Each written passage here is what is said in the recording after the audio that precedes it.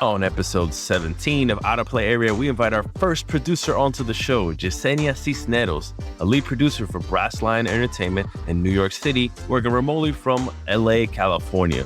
She's been on a wild journey through the industry, hailing from Queens, New York, coming through esports, being a content mod at Xbox, working in QA, and eventually finding her happy place as a producer at the Pokemon Company, and more to where she is today. We talk about the impact that seeing yourself represented in the leadership and studio executive team has on yourself and your team, as well as being able to bring your authentic self to the job day in, day out, and how to be an effective producer while working remotely, and more. Please welcome from New York City, Queens, repping her China Ecuatoriana roots, Yesenia Cisneros. Let's start the show. Bienvenido, bienvenue, welcome to the Out of Play Area podcast, a show by video game devs for game devs, where the guests open up one-on-one about their journey, their experiences, their views, and their ideas. No ads, no bullshit. Join us as we venture far out of the play area with your host, seasoned game designer, John Diaz. I have the White Claw hard seltzer, natural lime, 100 calories, gluten-free because I'm basic and bougie. Sprite sparkling wine with a hint of natural lime. I'm glad you called this out because this is definitely the summer drink, right? It makes me feel like, oh my gosh, we're so close to summertime. Let's get it. Ooh, that sounds like summer. Summer in a bottle. Salud, santé, Yesenia. Salud. Yeah, I definitely bought that because the weather was real nice up here this past weekend, and I just barbecued. It was really good. And just laid in my hammock, drank White Claws, and passed out. It was so good. That sounds like summer to me. And then I had my friend over because she's vaccinated as well too, and I'm vaccinated. So it's finally we get to hang out. So it was really nice. Which one did you get? Team Pfizer, House Pfizer.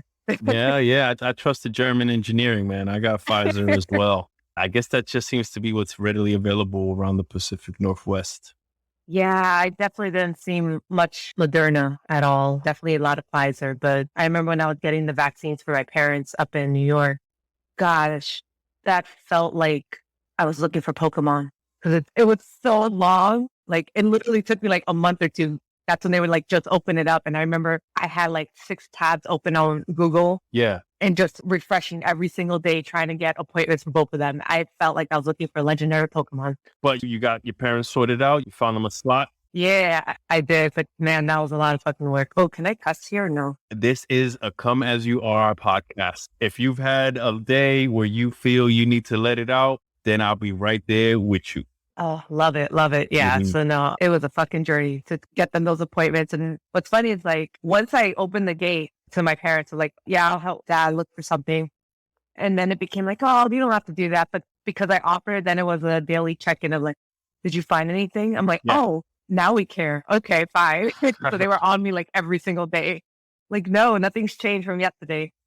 It's funny how that is. My parents are the same way, right? It's oh, no worry, no te preocupe. Mm-hmm. I don't want to bother you. Yeah. And then as soon as you're already doing the thing, then it's kick the feet up, and now they want to participate, right? Now they're micromanaging and stuff. Yeah, that's how my mom, maybe it's a Latino thing or something, I don't know, but that's how my mom is, especially oh, no te preocupe, no necesito eso. And then as soon as I do it, it's micromanaging. And I'm just I need you to go away. I got this. I wonder if that's low key training for what we do in games. Cause I definitely have a few coworkers that are no, don't worry about this, or keep pushing something off or putting something off. And then as soon as you're working on it, then they want to be involved. No, it's not like that. It's like this. Let me get in there. Let me get in there. Yeah. We've been trained from the beginning. This is our calling. I'm sure it's like this throughout all development, but all I've ever known is games. So I see that a lot. I see it very often. It's very common. So I think you're onto something. Where are you coming to us from? Where are you seated out of right now? Right now, I am in Seattle, Washington, the beautiful Pacific Northwest, but I shall be moving in a few months, and I'm going to try that SoCal sunshine weather. Oh, is that going to be your first time living in SoCal? Living there? Yeah, it is. What part? I'm thinking Burbank area. So around there. That'll be my first time living over there. So I'm really excited because I've been here for like 14 years. Time for a change. Time for a change. And also like, I just want sunny and warm weather like all the time. But every once in a while, when I start thinking about moving, I get anxiety from it. You've been in Seattle for 14 years. You're going to make the move to LA. You're going to embrace that SoCal sunshine as everybody should at least at one point in their lives. And you are from New York City. I wonder what your expectations are of LA. Oh my gosh. So I'm a Queens girl, represent Queens. I know it's not going to be the same as New York. Like, I know I can't expect that city life, but I do expect more diversity than what I have right now. And that's what I'm excited about, where it's like a little bit closer to the diversity that I had back east, where it's like more brown people and people like me and like more diverse food and cultures that I can be surrounded by. So that's kind of what I'm expecting. And then, of course, the gorgeous weather all around. So I expect rooftop parties at some point in the future. Oh, yeah, that's the thing. There's a lot of parties over there for sure. I mean, these days with the amount of sun I get, you can easily confuse me for a Caucasian person. I don't get enough sun, but now I'm going to start getting out there and getting my color back. Pero I sympathize with you 100%. You got to go out of your way to find more brown people and people of color, to find the spots and see where to go and get some bomb ass food and where the music is right and things like this. Yeah. And also like, I expect better dating experiences in LA. That's what my hope is, because the dating pool here sucks. I can't speak to that. And I don't want to like put any preconceptions on the LA dating scene, right? I think every city has its... Yeah, absolutely. You know what I'm saying? But that's exciting. That's exciting. I think it's great for creatives overall, you know, like a change of scenery, a change of weather. It might lead you to do kind of the best work you've done in your career. So that's exciting times. Do you have like a timeline when you will be down there? Yeah. So I'm thinking like September of this year. So it's coming up pretty quick. Like we're already halfway through May. So that's insane to me. But yeah. So looking at September when my lease is up so I don't have to pay double rent. Yeah. That'll be good. So you can like blow out the summer. Cause I think a lot of people here in Seattle, right? Seattle summers are beautiful to everybody out there. Yeah. You know, that's the mistake a lot of people make is they come in the summer and they're like, oh my God, it's so beautiful. I want to move here. And then it's like, you get sold a false bill of goods because it's only like that for like 4 or 5 months.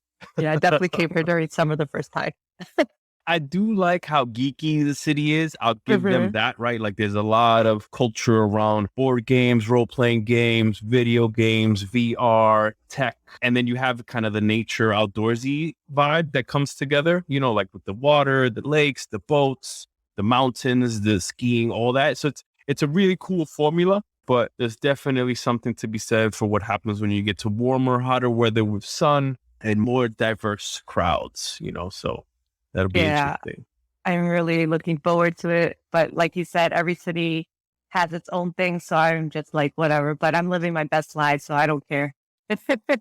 I'm super excited, Yesenia, because you are the first producer to grace the mic of Out of Play Area. And so I'd love for you to break down where you're at, what's your role, what you're doing right now. It's an honor to be your first producer. Amazing. So I am currently a producer over at Brass Lion Entertainment, which is a brand new studio that got founded within the past couple of years. So essentially, we're a studio focused on creating like original fictional universes that center mostly on Black, Brown, and other traditionally marginalized characters, cultures, and stories. So we're super diverse and inclusive environments of all backgrounds. And we really want to change what the game industry is, because I've been in this industry for about 11 years now. And the studio that I'm currently at is the first time I've worked at anything like this before. And so it's like really focusing on all the marginalized voices and like actually creating a new culture that hasn't existed before. And this is like the first time I actually have people of color that are founders and are in charge. And I also have a woman in charge of the studio, and they're a woman of color, more precise. I've been at the studio for a little over a month and I'm still like in la la land because I can't believe that something like this exists, and it's amazing. And so one of the projects we have is Corner Wolves, which is a narrative podcast. However, right now I'm working on an unannounced RPG anime style game. And that is all I can say. Ooh, stay tuned, yo. Stay tuned for big announcements from Brass Lion. The industry and the people are not ready for it.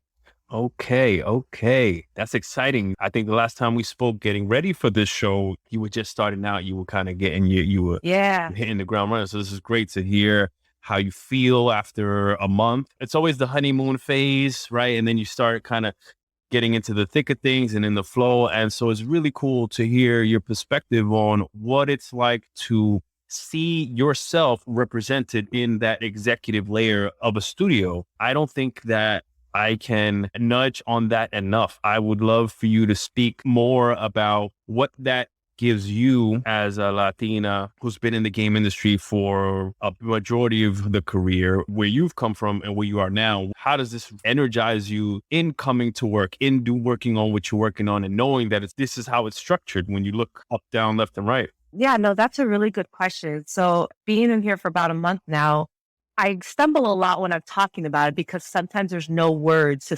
describe this feeling because it's so brand new and I've never done anything like this before or been a part of something like this before. And that's not to say like the previous places I worked at were terrible. Mm-hmm. You know, I worked on other large IPs like Pokemon and Minecraft, you know, stuff like that. But there's a different layer to what we're building at our studio. And I'm getting to be part of it from the ground up. So it's just seeing that they take the diversity and inclusivity seriously. We take that seriously from the beginning with how we build our culture, how we build our team out, what our values are from the beginning, and how we continue to scale up to make sure that every person that we bring in shares those same values, because that's what's super important. And I think a lot of other companies have sometimes failed in that aspect where they hire people and it becomes very homogenous.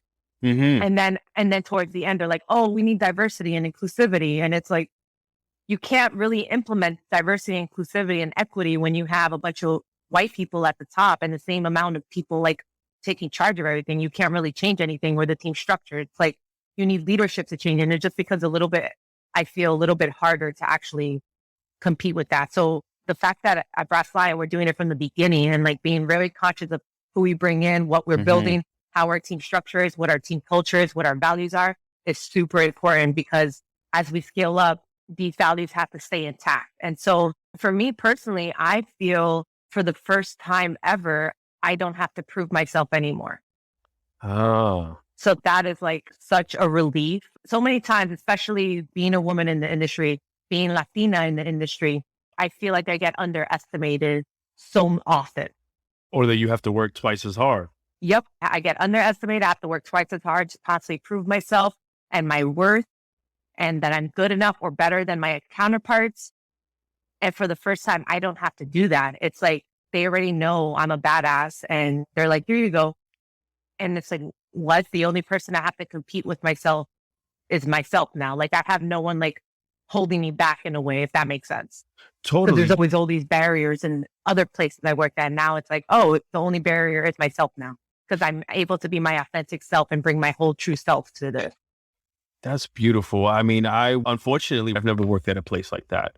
And when I hear you and other people that are coming on the show, like Elaine, talk about Brass Lion and how it's structured, it does sound extremely compelling. It's just a wonderful narrative and an experience for people of all backgrounds, right? It's all about empathy, right? So just put yourself in the shoes of someone else and recognize that you look to leadership. And when you don't see yourself represented, that has an effect. Right? That has an effect to make you wonder whether or not you're cognizant of it. It's like, can I get there? Right. Yeah. And so for you to be in a situation where you don't even have to wonder, you see it already and you're like, oh, this opportunity is available for me, for my colleagues, for anybody that comes in here because it's from the ground up, from day zero. That's fantastic. You know, there's something to be said for that because I know for a fact, a lot of corporations and a lot of teams are trying to get there. That's where they want to be. They want to head there. And they're in that situation of like, okay, they got to work backwards because they didn't start there. And that's going to take a while, right? Because they have to learn it. And it's that double-sided situation of like, well, why is it up to me to teach you how to set it up to be the certain thing that we need to bring our best selves to work kind of thing. I want to help, Yeah. right? I want to do what I can, but you can't have me educate you and like do all the heavy lifting. It becomes the F you pay me kind of scenario. Like, hell yeah. I think that's so awesome. I've felt that way in my career as well, where it's like, was I hired because I was Hispanic? Mhm. And do you know that I'm probably getting paid less and doing twice the work and loving it, right? I'm loving it. I'm like, yo, yes, this is an honor. This is a privilege. It's just amazing to look at your situation, though, feeling recognized, feeling like you've earned where you are and you're recognized and seen for who you are and what you bring to the table, and know that that's good enough. And that, in fact, kind of like fuels you to be even better, as opposed to the other way with the cattle prod kind of thing. Yeah, no, absolutely. Because I'm sure there's other people that can relate with my story, but so often in the industry that I've been at, with the proving myself and having to deal with microaggressions or having to deal with like implicit bias, all of this, like it all plays a role into how successful you can be in an environment. Yeah. And almost I've had to work twice as hard in my brain, like mentally, because you're constantly like, okay, I got to focus on my work to do a good job. But then also there's this other thing that's happening over here and I have to prove myself that I'm good. Oh, but then this other person is undermining me. So now I have to deal with that. So, and it's just like very taxing. And so I feel like you can't be your best version of yourself.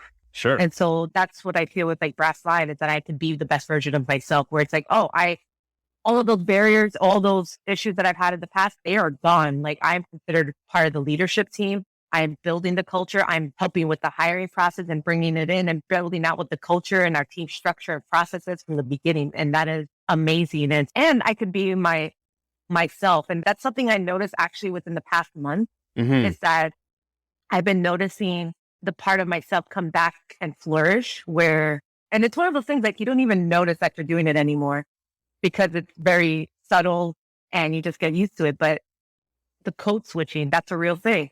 Yes. And also the way you dress and present yourself, because it's like, oh, she's too hood, so obviously we can't take her too seriously, and stuff like that. And so now, since I've been on this team for like a month, a little bit of my New York is coming out again, where I'm like, oh, okay. I'm like dressing up the way I want to again. And this was a good habit to like kind of pause, just because it's an expensive habit, but I'm getting my sneakers again. Are you a sneakerhead, Jasenia? It's okay. It's okay. I may or may not have put a bid on some Jordans, and I'm waiting to see if I get it. Which ones? Man, I got the Jordan Retro. They're like the purple one retro high court. Oh, the one. Damn. Yeah. Okay. Little Air Forces. Yeah. Ooh, we like purple around these parts. So that's a nice color. It's my favorite color. So as soon as I saw those, I was like, I need to put a bid on it. Usually don't pay that much money. And I'm like, man, I haven't bought, like, I've been really good the past 10, 11 years, like pacing myself with sneakers. And now, like, since I've been working here, I'm like, oh, I can like do whatever the fuck I want again. And I'm just like, yeah, if I wear these sneakers, no one's going to bat an eye on me. It's normal. It's funny because I've worked for like non-sneakerheads and I've worked for sneakerheads as like leads and directors. And there's an instant connection that gets you in, right? Like if you're a non-sneakerhead boss and I'm coming to you with my whatever sneakers I have on, right? Like I think of particular, I had some like LeBron James joints or some like duck boot, and it catches the eye and there's a little nod of respect there and you're kind of in, and then all of a sudden that kind of trickles down into be like, yo, come check out my design because I know you got good taste kind of thing. It's funny how that materializes in geeky game development culture. So rock your sneakers proudly, Jasenia. I think that shit is super important. Yeah, I'm very excited and I hope I win the bid because I don't want to bid higher than I already have. But then I also bought, that I'm waiting for this bid right now. I also purchased some Air Force One as well with like a custom made like blue and black and white. Okay. Yeah, I almost went down a rabbit hole one day and I was like, okay, I got to stop. Do you like Adidas at all or any of the Yeezys? I'm more of a Nike person. Yeah, I'm more about the Air Force Ones and like Jordans. Yep. Classic. I don't know if you get down with Foamposites, but that's where my affection lies, is with Foamposites. I just love that material. They're like super strong. They don't get scuffed easy and they're super eye catchy, right? They just seem futuristic. So I like those. Anyway, I've never talked about sneakers on the show. This is amazing. It's fantastic. I don't want to get carried away. Yeah, I could talk sneakers all day. Yeah, I want to get back to game development. You being a producer, you mentioned some amazing responsibilities in being able to be a part of the leadership, defining culture, implementing processes to make sure that this is a part of everyday work. Could you break down for people that are wondering, like, hey, what does a producer actually do? What's the day-to-day of a producer look like? Yeah. So a lot of people don't understand production. And then, so it's not an uncommon thing. Like even my own family, they still don't know what I do. Sometimes they call me like the Chandler of the family. Tell me more. Tell me more. Yeah. So as a producer, my job is to work with the creatives and the technical people, like the engineers and the creative, to get them aligned on goals and to ship our product from point A to point B to the public. Okay, let me throw that back to you and make sure I got it. There's the engineering and there's the creatives, which you can literally draw the line in the center and be like left brain, right brain. Yeah. Right. There's like, hey, this is what we can do and this is what we want to do. And there's always a clash in the center. Yep. And so you're saying that you facilitate those conversations and help literally define the goals that will get both parties to making the best game possible and hitting a date. Yep, pretty much. So I'm essentially a cat herder. I work with like the creatives, the engineers, any like product owners, stakeholders, make sure like we're thinking about the best game possible that we want to build, making sure that we're staying true to the vision, generating a timeline together and our features, like what are we building and why, and when do we want to ship this out, and making sure that all the pieces are aligned so we can actually ship on time for our players. And sometimes I keep the train going, but I'm also on the train and putting the tracks down as the train is going so it can keep going. So I like a little that. bit of all of that. That seems like a high pressure, high responsibility role. If you were to get sick or go on vacation, it seems like you would come back to chaos and like Mad Max type of setup. I would say a little bit, yes, but also I would argue no, because if you're a good producer and you have a good process, you will not come back to chaos. Nice. Yeah, because if everyone depends on you solely to get anything done, then you're doing something wrong, is my opinion. Bet. Okay, so if you're doing your producer role right, you can take your proper 2-3 week vacation and the project will still keep on target, on track, no delays. I like that. That doesn't sound as intimidating now. Oh, but it is. Okay. All right. Fine. It's not an easy job. Well, that's what I'm saying, right? It's one of those, like, if you're good, that's what it is. If you're not as strong, then yeah, you're more bottlenecked and they're more dependent on you, right? Yeah. That's where you separate kind of junior associate producer from senior executive producers. Absolutely. I've always said this, like, I think anyone could be a producer. Okay. But I don't think everyone could be a great producer. There's some nuances there. Yeah. It's definitely takes a certain personality type, a lot of learning. But yeah, anyone can track things because we do a lot of production stuff in our day-to-day lives. Like, oh, if my doctor's appointment's at this time, so in order to reach my appointment on time, I need to leave the house by this time because there's traffic. That's simple things of like production right there. Like figuring out that, and like, or cooking a meal. It's like, oh, I need to like cook this, have dinner ready by this time. And I have all these 3 dishes to make. So based on that, I'm going to start this one here because this one takes the longest. And I'm going to do this at the end because that's the shortest amount of time. And then my dinner will be on time. That's production in the lamest terms. So that's why I mean, like, anyone can really do it. But to be a really good and great producer takes another level of skills, I think. It seems as though to do your job effectively, you need all that information. You need to know, hey, how long is this going to take to boil? How long is this going to take to cook, right? How long is this going to take to cut up? So talk me through how you go about getting that information from your team. That one's a hard question for me because my process changes every studio I go to and every team I work with, because I'm a strong believer that there is no one size fits all process. Right now, I can talk mostly about Brass Lion because I'm kind of figuring out the process as we go right now. Yeah, you just been there for a month. You're learning the personalities. So yeah, it's definitely learning the personalities of everyone, seeing what motivates them, how they work, what's their communication flow, because everyone has a different communication flow and understanding. And so essentially there's design documents, which is like, here's our high level vision. This is what our game's going to be. here are our pillars. And then to kind of like, if I wanted to build an actual roadmap of like, okay, this is a timeline of this. So now the next step is we need to make sure everyone is in alignment. And so that's where I like talk to everyone where it's like, okay, you're in charge of this high level vision. Maybe we need to start up a strike team. Like that's something I've done on my studio right now where it's like, we have a strike team that's focused on one part of this game. One pillar. Yeah. And I try to give them more autonomy in what they're building, because when you give someone ownership, I feel like they're more motivated to get the job done rather than doing something for process sake. Because that's where I've seen a lot of producers kind of fail sometimes, where they're like, they just put process in for process sake and it's actually not fulfilling anything. And so you have to like figure out, why are you implementing this process? Does this actually improve anything? Because as producers, our job is to amplify everyone's performance, and kind of like a support role in Overwatch. Like, yeah, you're like sometimes playing tank, you're playing Mercy, whatever. You have to like switch between those. It's mostly just talking to everyone and be like, okay, and then setting up meetings and planning sessions of like, this is our goal. Let's talk about the document. Let's make sure everyone's talking together. Are we all in alignment of it? Okay, cool. Once we get into an alignment, what I have is like the lead of that strike team talk to their team and be like, okay, this is what we think our goals should be. And for our next milestone, let's say. And then we can meet together and like really break out the features. So I go for a more collaborative approach of like, what should we be building for this experience that we want to give the player? Yes. So we start like very high level and like the upside down pyramid and like work our way down. So it's like very high level vision. Okay, cool.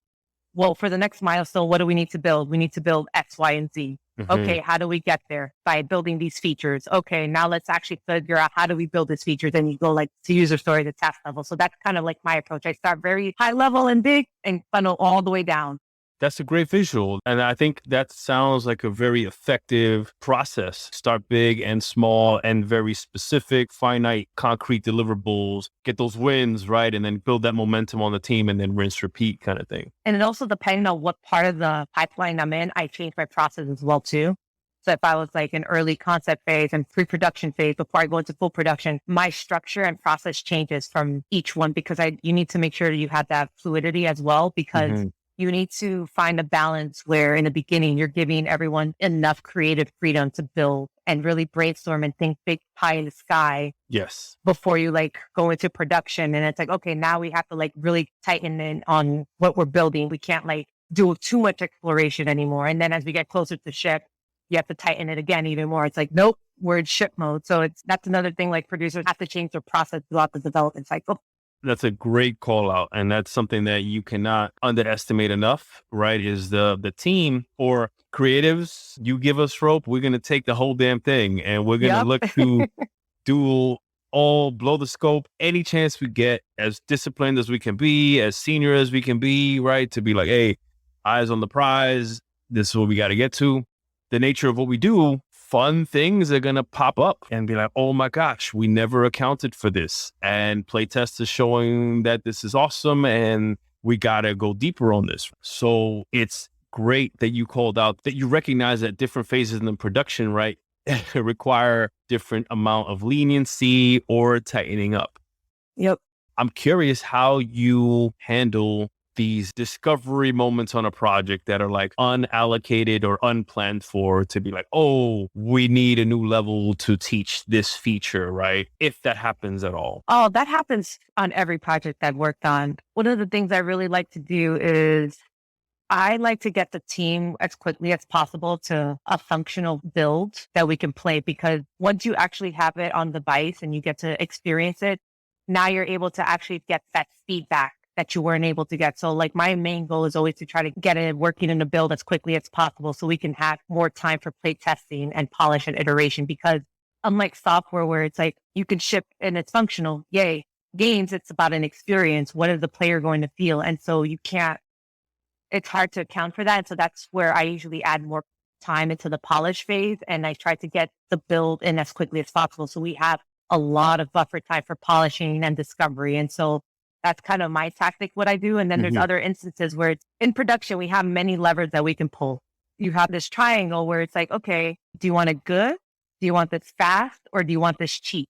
You can't have all three. You have to pick two of them. And so sometimes the way production can help with that is like, I've done this before. It's like, okay, can we get more money to get more developers? Yes or no. Sometimes we can, but I will say on the flip side, adding more devs does not make the thing go faster all the time. And that is a common mistake that people probably think, where it's like, just add more engineers to it. It's like, no, they're not going to code faster. It's actually going to slow it down because now you have to think about ramp up time to teach the new people. And then there's too many people in the build and the depot, like moving assets around, and it just becomes a bottleneck in that way. Yeah, there's some more bugs find their way into the depot, and then that adds a whole other spectrum to it. Yeah, and what I've seen is definitely that ramp up time usually equates to taking senior time to train the individual. There's always a cost. Yeah, there's always a cost, and there's always this expectation on the senior to be like, hey, senior, you're going to do your job at 100%, and you're still going to have time to like ramp these people up. And that's extremely unrealistic, but it's never accounted for. I know, it is super unrealistic. That's kind of what I lean towards when things are unaccounted for. Because let's say you are going to find things in place that's what's like, oh no, we really need to change it. There are going to be some times that we need to change something. Or maybe like at our studio, especially since it's focused on like ground stories, marginalized stories, it's like, are we being respectful of this culture? You know, there's going to be things sometimes that we're going to have to change at the last minute. It's like, oh no, that was bad, and we're going to have to do it. And so those requires conversations with my leadership team, the founders, essentially, because we're a small studio. How big is the studio? We are right now at about 19, I want to say. Oh, that's a good size. That's a good size. Yeah, that's like very flexible, agile, mobile. Everybody has skin in it. Decisions get made from all angles, and you can kind of like implement. Yeah, that's pretty sweet. Yeah, I felt like back in end of March, and I was like employee number 6. So damn, okay. Yeah, we've been growing real fast. Yeah. So those are conversations we have to have. Like if there's something in conflict, it's like, okay, the best advice I could give to producers is asking the why.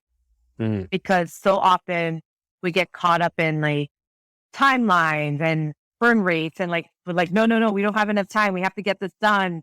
And it's like, no, sometimes we just have to take a step back and ask why, because sometimes there's a reason that we need to add something, you know? Yeah. Because once you ask the why, you can help facilitate how we get to there. Because a designer would be like, we need to scrap all of this. This is terrible. We need to do this and this and this, and this is how we're going to build it. But if I ask the why, they're like, oh, we just want the player to be able to do X. Oh, we can do that for you a lot cheaper than what you just gave us as an example. And this is how. And so that's how your production is able to rely on those levers of like, okay, how do we give you what you want while also making it still good experience, but cheaper costs? Or, you know, because like I said, you can either have it good, fast, or cheap. You can't have it all. Yeah, no, that Triforce is very real. And it's funny to me because there's a lot of times where it feels like people fool themselves into thinking they could have it all. Yeah, it's like, no, you can't. For those listening, like your iron triangle is what they call it, or project management triangle. And there's also like in game, in the middle, if you were to put a dot in the triangle, that's your quality. And depending on where you move it, that's where your quality of the game is. Nice. I like it. I want to know, how do you get into this? How do you get into production? Or how did you get into production? Mine is a very interesting story. So it is. And I don't think people will have the same experience I did. But so I've always been a gamer. And for me, it was Halo 2, essentially, that changed my life. Oh my gosh, it changed mine too. Yeah, because it's like I've always played video games, but Halo 2 for me was the first time that I actually experienced multiplayer with people that like all over the world. Like that was something new for me. Because that was the first Xbox Live game. Yeah. Like, I mean, when I say Xbox Live, I mean Xbox Live as an online service, and then Halo 2 letting you go online and matchmake and play competitively. Yeah, because I think I did a little bit of that with like DDR, but it was Halo 2, which is different for me. And so I actually like played so many hours on that game, and my grades suffered tremendously in college because of that. What were you studying? I was studying biology because I wanted to become a doctor. Hey. Yeah. So I was on that route. I already knew what I was going to do. I was going to be an anesthesiologist. I've known that since like the 5th grade, because it's a thing that's like, I need to make money, and it's a first gen Ecuadorian. It's like, oh, okay, this is what I'm doing. I'm going to be a doctor. And so there's good money. It's a prominent career goal, and there's a clear path to it. That's what's up. Yeah. And I think that's what it is that there's a clear path to it. And I think that's why, Unlike video games. yeah, unlike video games, but I want to like change that. That's why I think so many people have different ways of how they got into the industry, because at least now it's becoming more mainstream. But back then I didn't know about it. And so when I started Halo 2, I got very involved with it and I got competitive with it. I actually competed at LLG. I even had my own MLG team that competed in Halo 2 that I started managing, because I was like, I'm just going to start doing this. I had no idea what I was doing, but I did it. You went from a pro gamer competitor on a team to the manager of the team, or is that one and the same? Is that you can be a player on the team and manage it? I started going to MLG. My first one was like in 2009 in North Carolina. And I got introduced to a lot of people there. And that's how I got more involved with the esports back in the day, gaming scene. This is in its infancy, right? This is when MLG was starting. And I can't tell you how many pro gamers I knew back in the day, let alone female pro gamers. Yeah, I was surrounded by a lot of dudes. Just like the video game industry. Yeah, a lot of dudes. But yeah, no, I started like doing that. And I noticed that all these other clans were out there, like the PMS clan. There was also KSI at the time. What was your team's name? We were Team Bombshells. They're fine. I wouldn't say we're like super big, but it was just, it was a hobby I had. I mean, you got to be better than all of us normal. I mean, not normal, but all of us like amateur players, Xbox Live warriors, if you're in MLG. Yeah. I'm not as good anymore, though. I will say that. If you don't practice, you definitely lose it. I would love to face you under whatever circumstances motivate you, because I suspect that as good as I think I am, the level between someone who's played it competitively and the level of someone who's played it for fun at home against his friends and online is still like the length of the Grand Canyon. So you may think compared to other pro gamers that you're not good, but compared to amateur players, you still kind of obliterate people, I'm sure. Like the muscle memory would kick in after 1 or 2 sessions. We'll see. Maybe a few more White Claws. Man, I got to shout out all the homies in New York. We used to go by the name Tribal, and we would throw down hardcore on all those maps. Damn it, what was it? It was like an icy one, and the sword was spawned at the top, and you can kind of drop down, and they had like a rocket launcher. Fuck is the name of that map. Is it that large map? No, man, it was good for like 1v1, but it was also good for like 2v2. Are you talking about Midship? No, not Midship. Midship, oh my God, Midship. Talking about Lockout? Lockout. Shout out to Lockout. Lockout it is. Midship is a big one. I was a big Midship fan. Oh, I love Midship. But Lockout. Lockout is so good. I love Lockout. Because everybody thinks they're good on Lockout. Yep. So it was always kind of a neutral ground of like, see me on Lockout, son. I'd be like, hi, yo, bring it. Let's go. Oh, good memories. Oh my God. Lockout is so good. I love the rush for sniper and sword and rocket, like everyone immediately. They have all those key weapons and shoddy, right? Shoddy for sure. Oh my God, yeah. It's a lot of close quarters. Yeah, it was underneath sniper tower. So you could always drop down. You can get the sniper, drop down, get the shoddy. So you got both those. And the plasma while you're at it. Oh, this is bringing me back. I have to call out that we live in Seattle. So whoever designed that fucking map at Bungie needs to be here somewhere, somehow. I'm going to say it on this episode, talking to you, that I'm going to find this person or this team and I'm going to bring them on. We're going to invite them and we want to talk about designing Lockout, because that's pretty powerful for a big generation of Halo players. Oh, yeah. I bet I know some people. Yes. Help me track them down, please. All right. So getting back, I'm sorry to get off on the tangent. No worries. We totally need it. We totally geeked out. It's totally fine. You were a pro gamer in MLG. Halo 2, you're owning and pwning. You moved to managing Team Bombshells. Where does that lead you now? So then I started doing a lot of pro bono stuff because I was like, oh, I'm going to get more involved in the game industry. So I started doing pro bono work with like other gaming companies that one of them actually started up back in the day. Chastity Rosari actually had a company back in the day. She's a super powerful Puerto Rican woman. And so I started doing all these like pro bono stuff, and then also like getting involved in the gaming community sites like forums. And then I also started writing game articles. Like I am all over the place. Wow. And so where did this come from? Like where did that urge or energy come from? Because Halo 2 was so big for me, and then like being around those people and seeing that they're doing this as a job, I was like, oh shit. That was my realization. Like, I can do this as a career, What specifically? just working in games. Okay. Yeah. So at that moment, I didn't know yet what. So you were not making money as a pro gamer. No. I was not at the level of like Walshy and all of them getting the big ass checks. Yeah, help me understand as a non-esports athlete. I just competed in them and like Mhm. did competitions, but I was never like sponsored or anything like that. Because I would be led to believe that the money comes from the prize pools, but I guess the majority of the money comes from sponsorships. Yeah. Ah, okay. Got it. Thank Yeah. you for setting that straight. So yeah, I was like, people are doing this as a career. And so I just want to get into the games industry. So I started researching and getting more involved as much as possible, learning as much as I could. And then I was like, you know what? I want to work at Bungie. The makers of Halo. That makes total sense. And so I quit school. I quit my job. Your medicine degree. Yeah. Oh my goodness. I quit school. I quit work and I moved across the country to Seattle. Where was school? Where were you going to school at? At that time, I was at Penn State University. Okay. Then you went to Seattle because Bungie's based in Seattle. I'm sorry, they're based in Bellevue. Yep. So yeah, that was like back in 2007. I moved, came over here, didn't have a job, but I was like determined. And I did some odd jobs here and there while I still continued looking for people and networking. And then I went to my first PAX in 2009.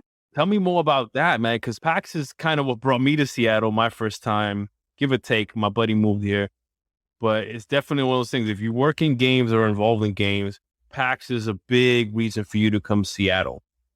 Yeah, no, it was amazing. And I don't know if it's because I've been doing this for so long, but PAX, it's different nowadays than it was back then. It has a different vibe and I can't like quite put my finger on it. It just feels different. So you're talking about 2009, right? That was your first PAX. Yeah, it was magical for me. And that feeling has mostly gone away from me. And it's probably because I work in the industry now, but I still enjoy PAX because now that's the way I get to see all of my friends at the same time. Yeah, I mean, same reason like people look forward to GDC and E3s and things like that. It's like, okay, we're going to connect with all the buddies. We're going to catch up, see what we're doing. And maybe there's a sweet project that we can jump ship on kind of thing. Right, exactly.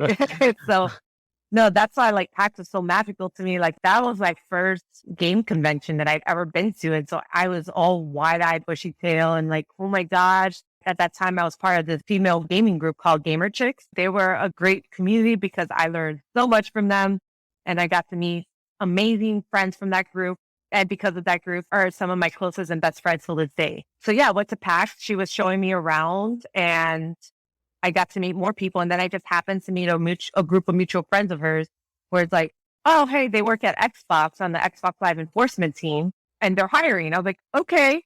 And so I gave my application, my resume, and I interviewed and I got the job right away. What was the interview like? So the interview at the time, I don't know how much I can say, but it was different because the Xbox Live enforcement team is in charge of monitoring the live services for Xbox Live and making sure everyone's following the terms of use and all of that. And so my job was to help moderate all of that and complaints or anything like investigation that came through.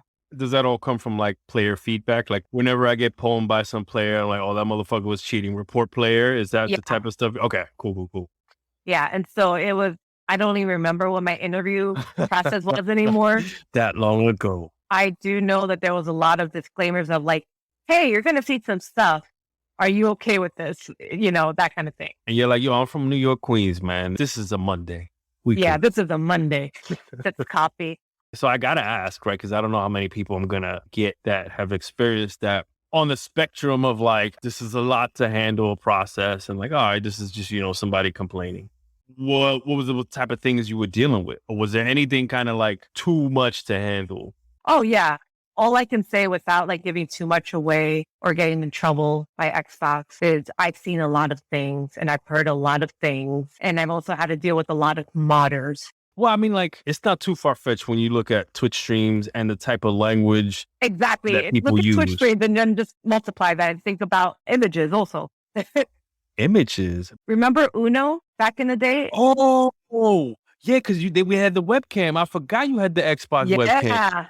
Oh, my gosh. That's all I will say. Oh, I forgot this was a thing. I have a cousin who was a big fan of Uno and the webcam, and I never understood. It wasn't my jam, right? I'm just like, yo, I'd rather be playing Halo. But he would definitely talk to me about it as a social connection thing. Like people get on Uno and you connect and you have a good time.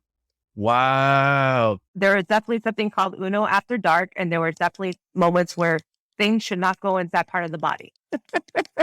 Yo, Yesenia, you're taking me back, man. Xbox Live has come a long way. We've come a long way as an industry, as an online console, internet, player, safety, privacy, making it family friendly.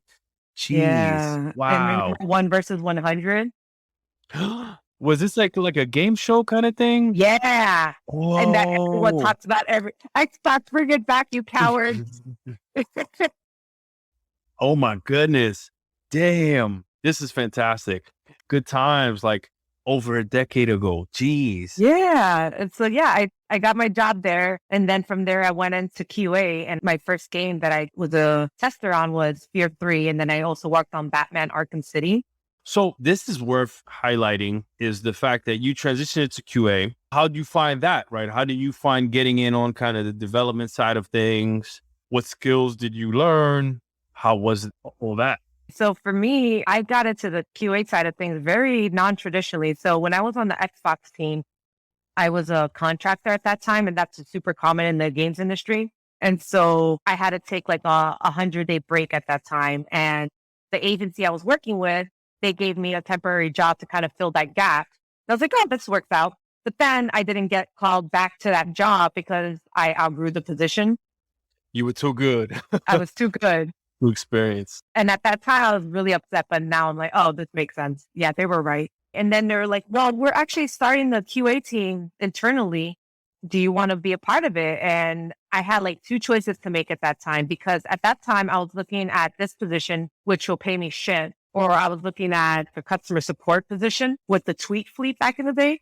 With the what? The tweet fleet. Is that for Twitter? So Xbox has Twitter support back in the day. They were called themselves the tweet fleet.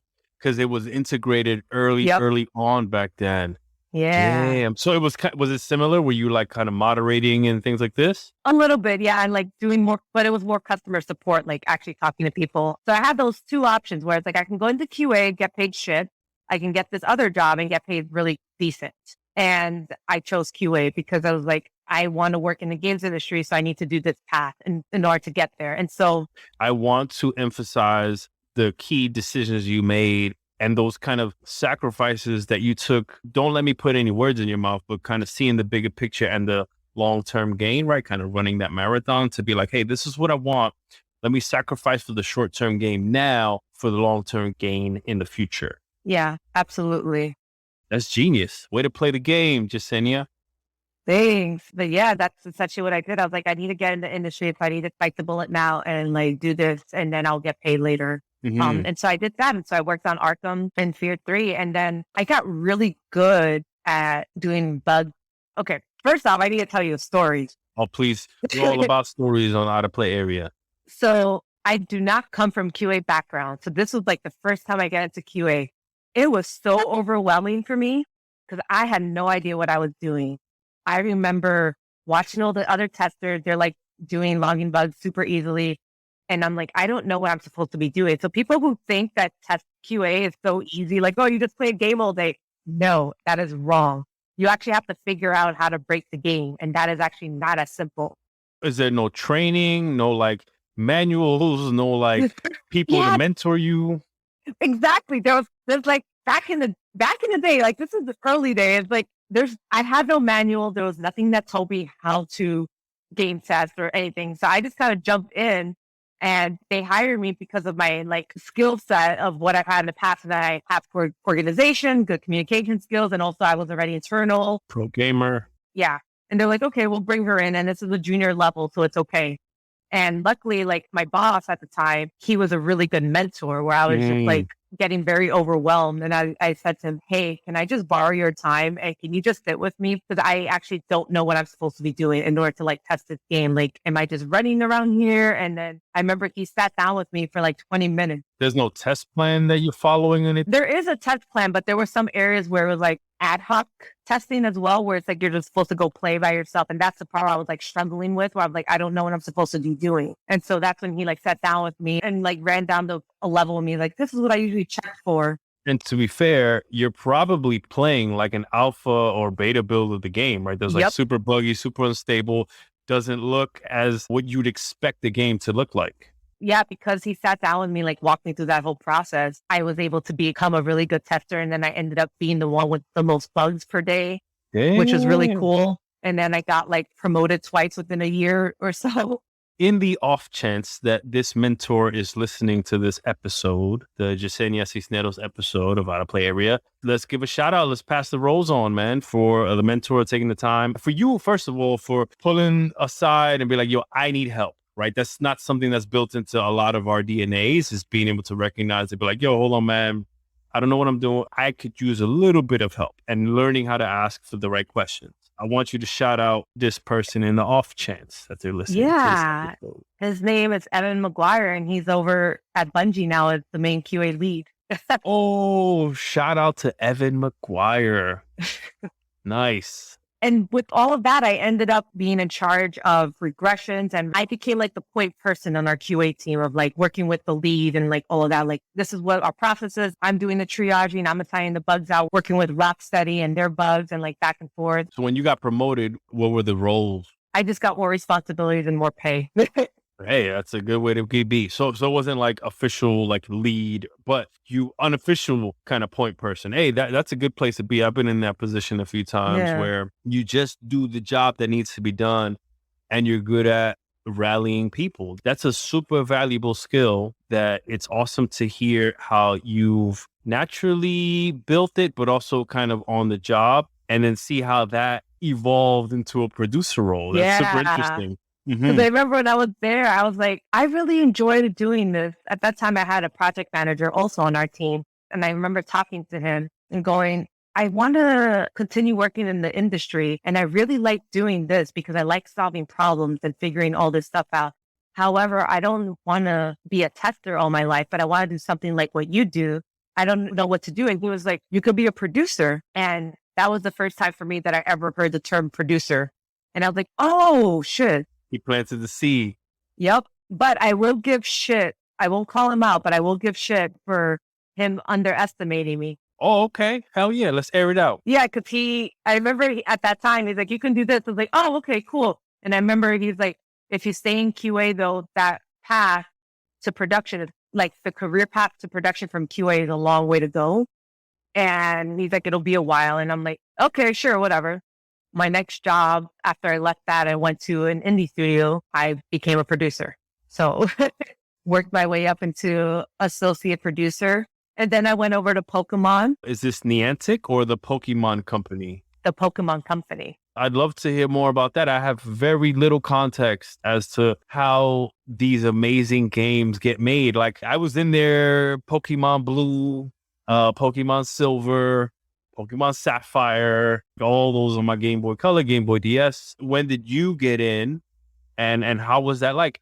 Yeah, so I started at Pokemon back in 2015. So I was there for 3 years before I went over to Minecraft. Mm-hmm. That was really cool experience. I felt like I walked back into the 90s, into my childhood. Because? I loved Pokemon growing up. It was like amazing.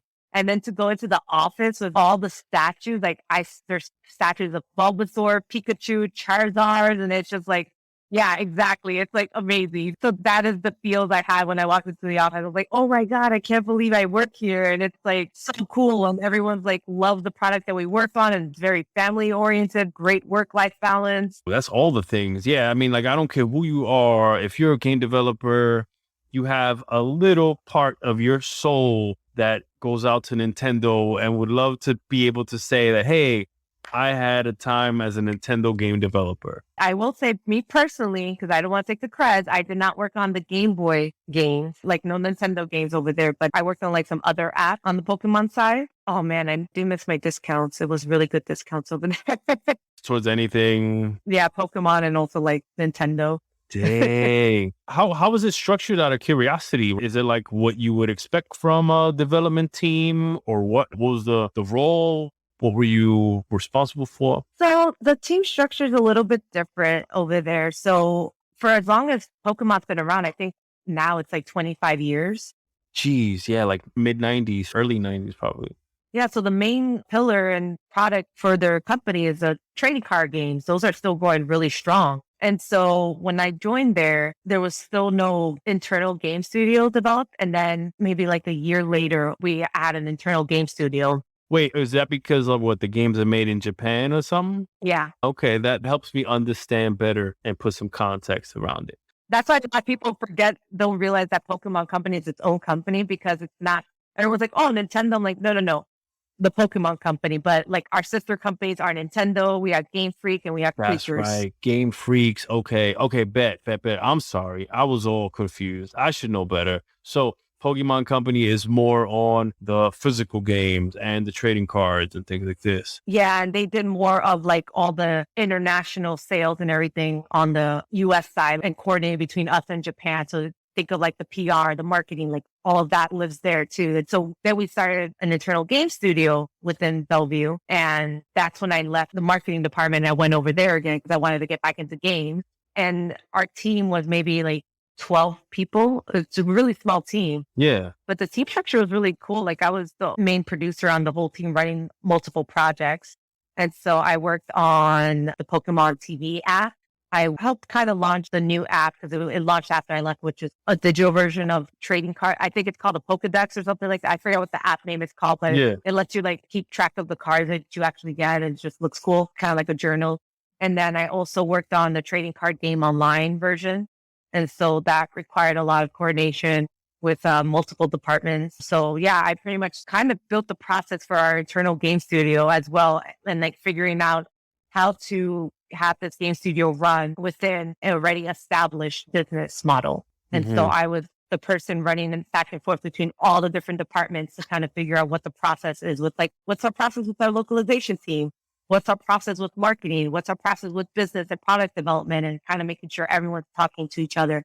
And then I'm like working with our business partners across the seas and making sure that I'm helping them with the process and they're following our process. Yeah. If I were to like actually put the team size that I was managing, it was like over 40 people just because it's a lot of like all these other departments and places that I'm working with and business partners. You are not kidding when you talked about cat herding, right? Because it's one thing when it's your team, your department, but when you have to go cross bridges into these other boroughs or cells or worlds, right? And have these people talk to each other, that's pretty challenging, right? People are used to their own little habits and processes. So that's no small feat. I'm curious what you would advise to anybody having to tackle a situation similar to that. Interacting with like multiple departments and stakeholders, or like how to advise for like being the bridge, essentially. I think that would be handy. I think that would be helpful and insightful. So something that helps me, some advice that I give is be very personable and don't bullshit people and be transparent.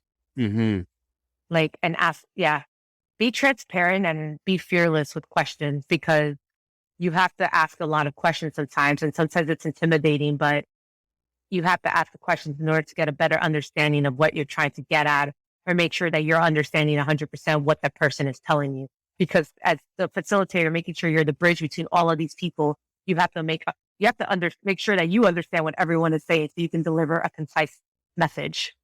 I like that. Okay, so when you say be fearless in your questions, it's more about don't fear sounding stupid. Yes. There really are no stupid questions. You have to be able to understand exactly so that you can take that information over to another department to pass on that information, right? Yeah. To convey that knowledge to someone else that doesn't know it at all as well. Yeah, absolutely. And like one of my superpowers is that I can talk to anyone. Hey, that's an awesome power.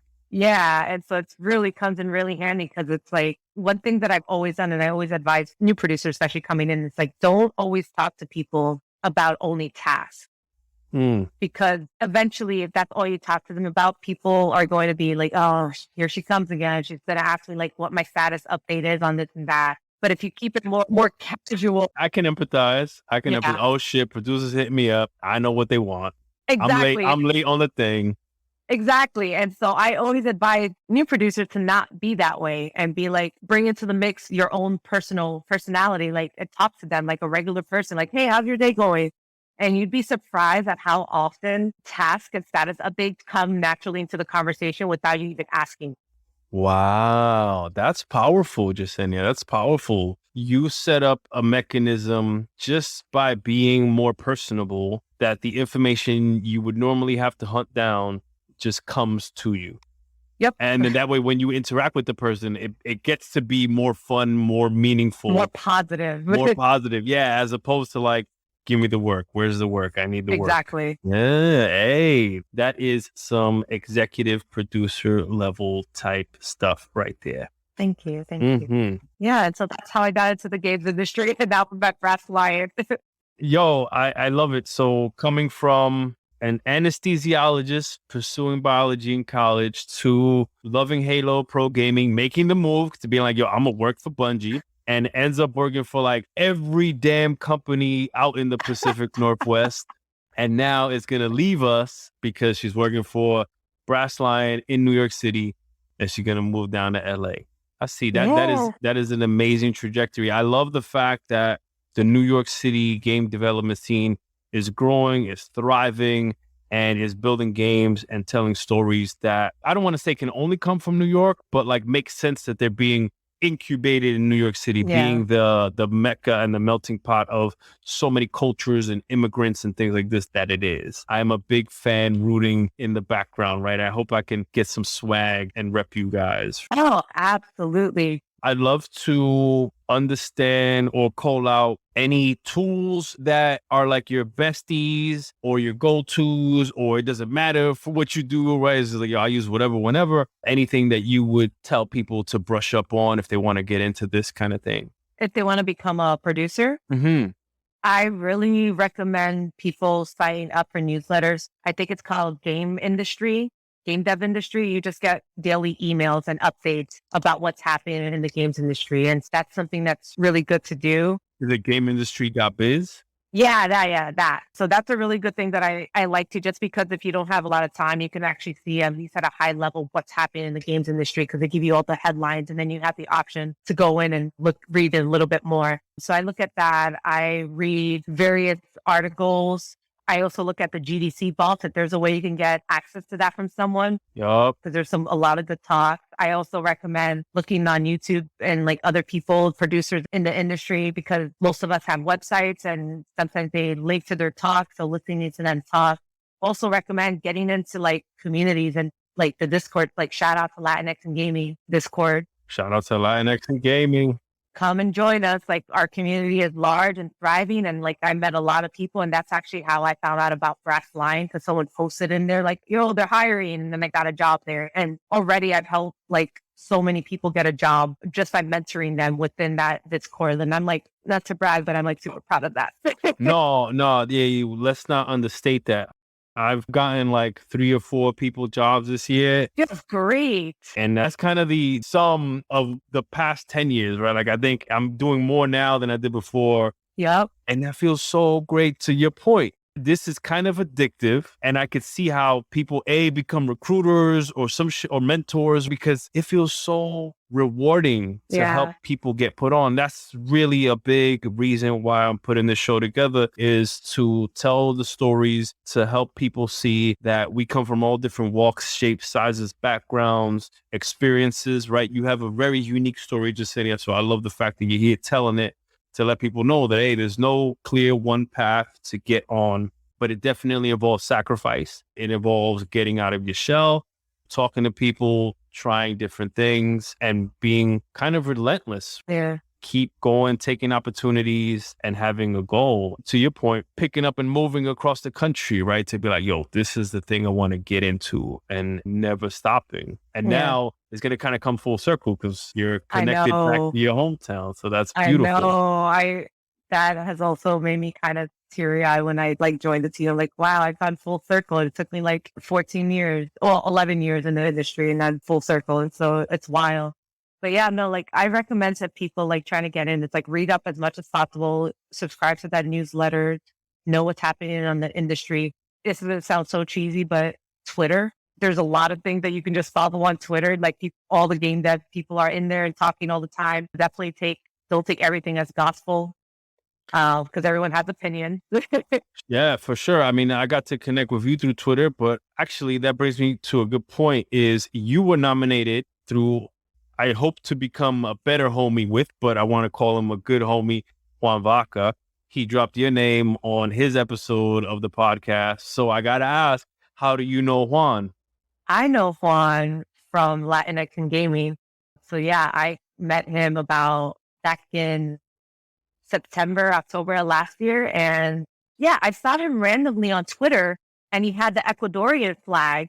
And because I saw the flag, I followed him. Because I was like, I've never seen anyone from Ecuador before.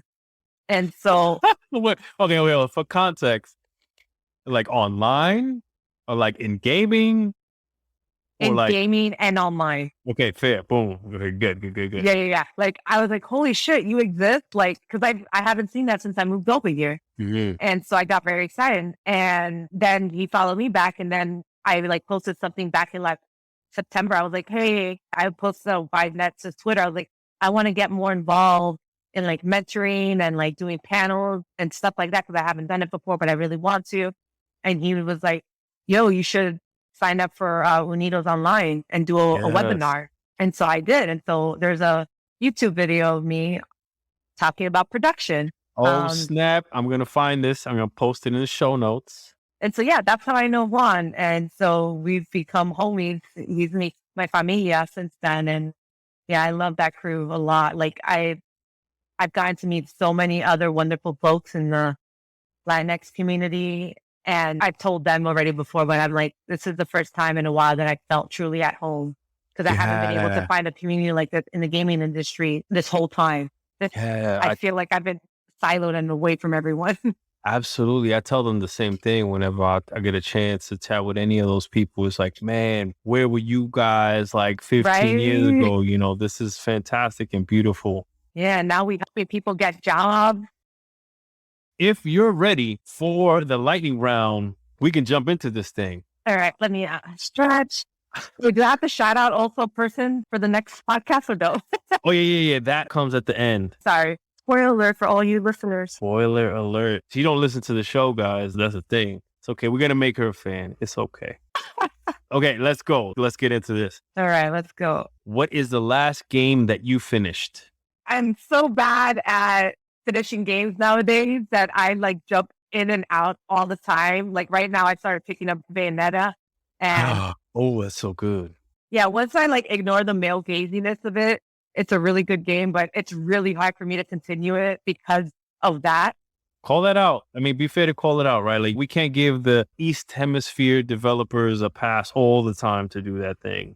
Yeah. She's a great character. I'm glad she's in Smash Brothers, but we should be able to hold them to a higher standard. I love the combat in Bayonetta and all of that, but oh my God, I had to stop because it was just like, wait, what? She's naked and her hair is like, what? Okay. I couldn't play anymore. I don't even know what the last game I finished. So next question. It was a long time. What's the last book you read? I actually had started reading this new book that I found at the bookstore last weekend. It's How to Think Like a Game Designer. What is this? I don't know about this book. How's it going? How are you liking it so far? What do you like about it? It's by Justin Gary. He's in the industry as well. He's worked on like World of Warcraft and Miniature Game and Ascension. So he has some creds for sure. But no, so far I'm really liking it because it's really easy to read. Also on top of that, and it's just fun. And it's one of those things that it's not necessarily for me or like, I want to be a game designer and like, I want to make my first game, you know, but what I find interesting is how what he lists in his book is intersecting with like how I work as a producer. That's what's been interesting for me. So I just started reading that.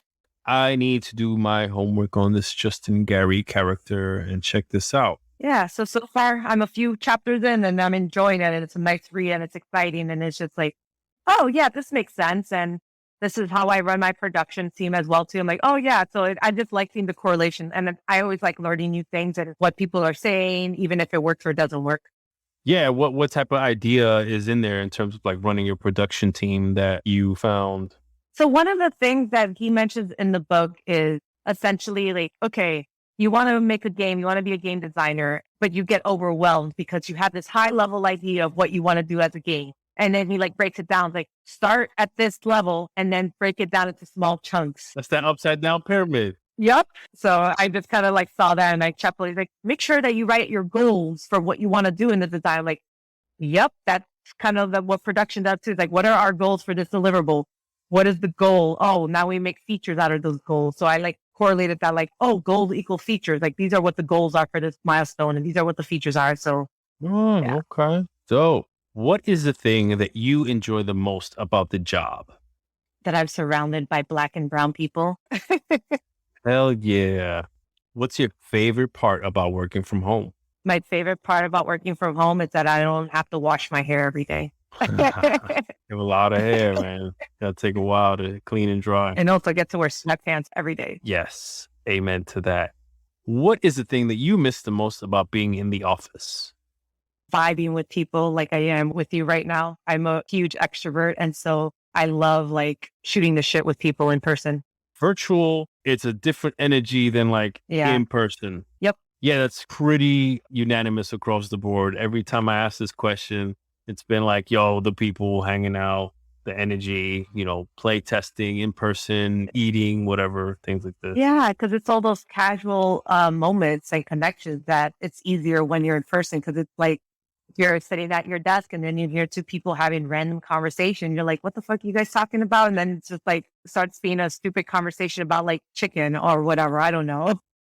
How does your job change, if at all, as a result of being kind of like full remote virtual? Doing my job virtually rather than in the office takes a lot more work because what I find myself doing is that I'm in a lot of more meetings just to make sure that we're all aligned on goals. And it's a lot more documentation and over communicating more than I would have in the past. Shout out to over communication. That's a thing for sure. Say it 7 times. Over communication, over communication, over communication, over communication. Yeah, okay, I'm done. Because it's like words on text just read differently than in person. So that's how everything changes. And then you also have to be more prescriptive in what you're saying and what you're telling their team. Yes. And explicit and everything, like be super clear because you're also missing out on body language. I've been doing this now for a little over a year and it definitely has changed since last year. And I feel like it's more manageable now. You got better. Yeah, I've gotten better at it. And it's like, oh, okay, we can do this remote. That's another thing that's great about Brassline is that we can all work remote permanently if we want. That's a huge perk and a huge recruiting tool. I know a lot of people that would easily take a reduction in pay if they can work remotely all the time. Yeah. And so it's like, well, I'm going to LA. I'm like, okay, I'm leaving. That's something I've noticed where it's a lot of more talking to people and making sure like I'm following up on people more often because I don't get those natural conversations I would usually get if I'm in the office and I hear someone talking or like I pass them in the hallway. Because sometimes those hallway conversations is a real thing where it's like you pass them and like, oh, how's it going? It's like, oh, shoot, I forgot to ask you. How's this going? And you like, sometimes decisions are made in the hallway. So yeah, totally. It's a thing. Yeah. So that's really what's changed from like working in the office versus at home. It's just less, more documentation but it's been good. Not bad. I figured it out. There we go. It was just another problem to solve and game developers, we're good at solving problems. Yeah. And it's great to hear that this whole work remotely thing, build games remotely, virtually is sustainable. It's real. We can do it. Right. Because I think a lot of people you would have asked before the whole pandemic, they would swear up and down like, no, it can't be done. It's impossible. Don't even try. Yeah, that was always the excuse given to me when I started to like, oh no, remote's not an option. We can't make games remote. It's like, that's the silver lining out of this whole pandemic. Like, oh, yep, told you we can make it. Yeah, absolutely. And a lot of indie people have figured it out way long ago. Yeah, way longer. Yep. And now the companies are catching up, right? Like AWS, Google, Microsoft, they're all kind of building tools and infrastructure and pipelines to facilitate all this file sharing and cloud gaming and bug reporting and all this. I know a lot of people have been particularly enjoying Google Stadia for the ease of hosting builds on there and testing at scale and things like this. Yeah. What would you do if you weren't doing this? Easy. I'd be a doctor. You would go back, finish your medicine degree, go back to helping people, saving people. Dope. Or I would be a producer in film. Okay, you would take this out of the game industry and into movies. Yeah. Is that why you're moving to Burbank? No, it's not. Okay, just checking. Yeah, no, I almost got into that industry already and then I turned them down. So Oh, okay, you had your opportunity. yeah. Okay, this is where your passions lie. Yeah. Bet. We like to hear that. You know what you know now in 2021, what would you go back and tell yourself 11 years ago when you were first coming into the industry, I guess doing QA? What's information that you would tell your younger self? I would tell myself to always be my authentic self and stop worrying about what other people think, because no matter what you do, right or wrong, people will always have a reason to talk. And that's what you found out at Brass Lion, right? Is like, man, it feels good to be yourself and not spend all that energy, like you said, code switching and holding back on things. Yeah. So are you guys hiring at Brass Lion? Oh, yes. We are totally hiring. So please, if anyone is listening, please go over to brasslionentertainment.com/careers. We are looking for programmers. We need so many programmers, gameplay, audio, network, graphic, build. We're also looking for a principal software programmer, engineer. Those principal roles, those are valuable. Yep. Hell And yeah. we're looking for environment artists as well too right now. So those are like our key crucial roles. So please, yes, we are hiring. Come our way. I'll put that in the show notes. I was going to ask, is it public knowledge what tool set you guys are on, right? Like, is it something public that people, hey, if you have experience in this tool set, we want to talk to you, or does it matter? Yeah. So some things that I can say is definitely C++. Knowledge is good.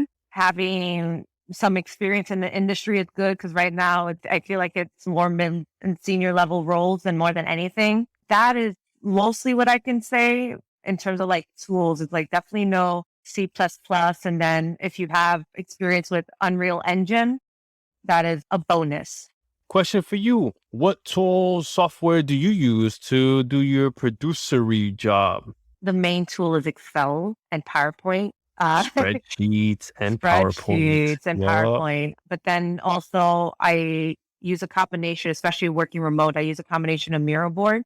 Miro's great. I've been figuring it out a little bit over the past year. It's like, okay, Miro is really good. And I'm still figuring it out, where it's like, it's really good for collaboration and brainstorming, because that's what you miss in the office, is like being all in one physical room together and like looking at a whiteboard together, like writing things down and not sticky notes. And Miro board lets me do that.